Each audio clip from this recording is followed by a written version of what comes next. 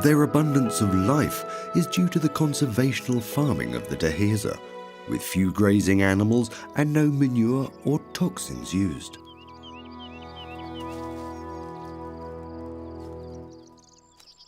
White storks have established their nests in the tops of the trees.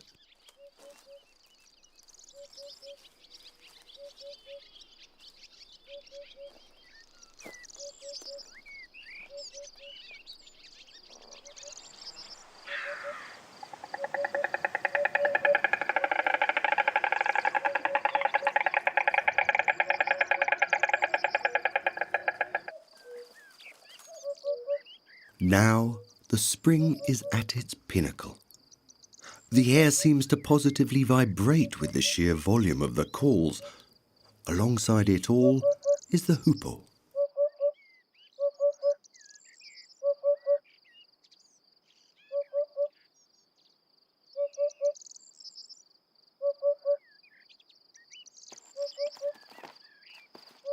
The ground is covered with insect larvae. Easy pickings for the hoopoe, whose offspring wait patiently to be served in the hole of a knotted tree.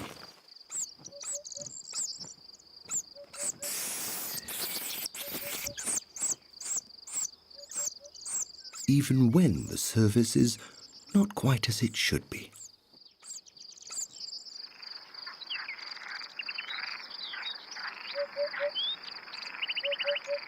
At the foot of the mountain ranges, in gentle valleys, one can hear the gurgling of small streams covered in early spring by buttercups.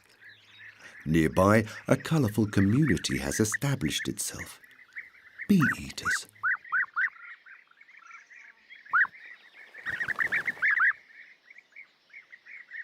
This pair has newly met and have already furnished their nest in the steep wall.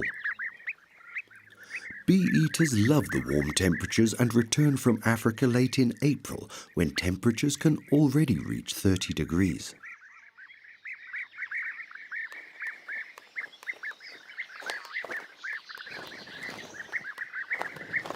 There's certainly enough space to build nests, but finding a comfortable place to sit is another question altogether.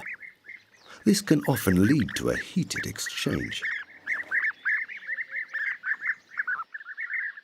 A few days after their return, all has been clarified. Now the seating arrangements have been successfully defended, the couple can concentrate on each other. He tries to further impress her with a little present. Bee-eaters only make a short appearance in Europe. After only 4 months, they've closed house and make their way back to Africa.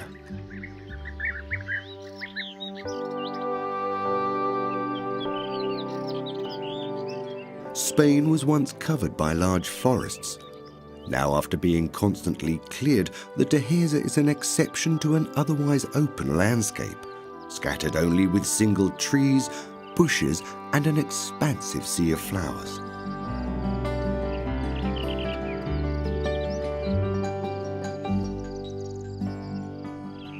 Rock roses in spring exude an intoxicating scent. Many others produce nectar, which attracts a colourful array of insects.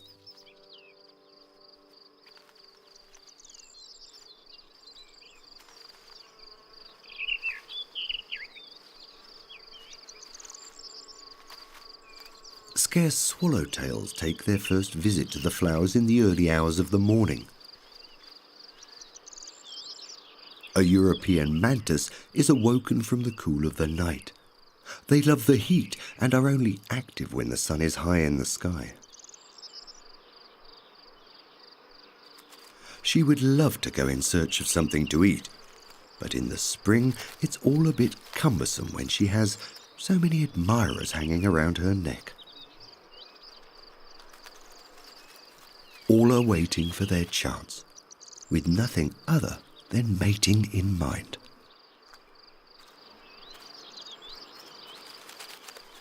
And so, she will just have to put up with it for a while.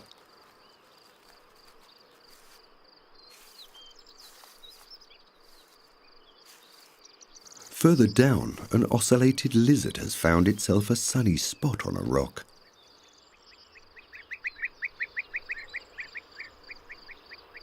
No sooner has it warmed itself up a little, it casts a look around to find something interesting.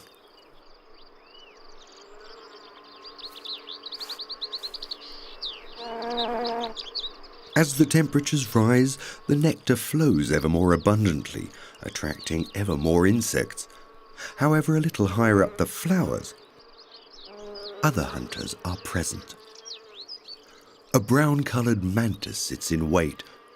Not a single movement escapes its attentive eyes. It is lightning quick, and its ragged claws rarely allow an escape.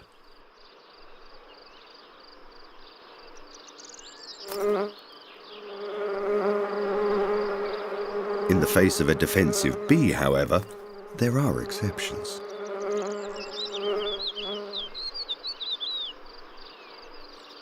Its only comfort is to wait until something more suitable comes along.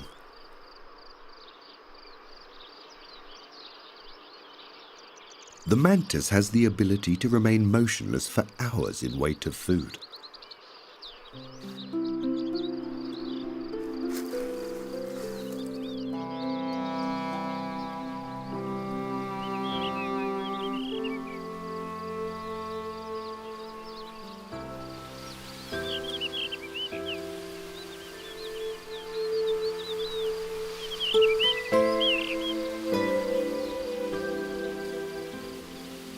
Broom, Spanish lavender and wispy grass light up the bushlands and the mountain slopes.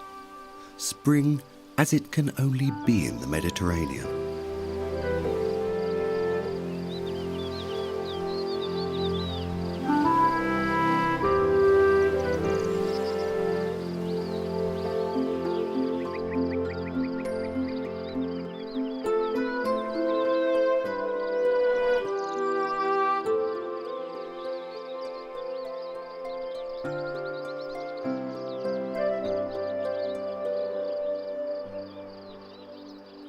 The birds follow such a wealth of insects.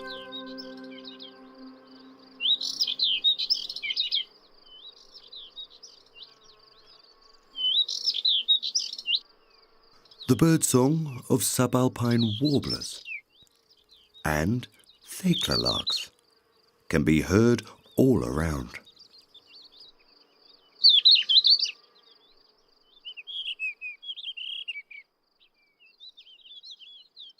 High above on the rocky ridges, there lives the most secretive of birds, the blue rock thrush.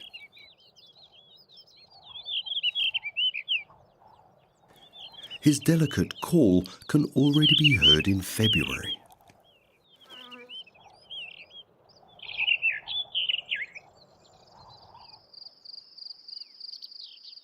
Next to the bushlands where humankind cleared the last of the forests arose one of the most bizarre habitats in Spain. Here there is no tree or bush to obstruct one's view, as if made for the animals of the steppe.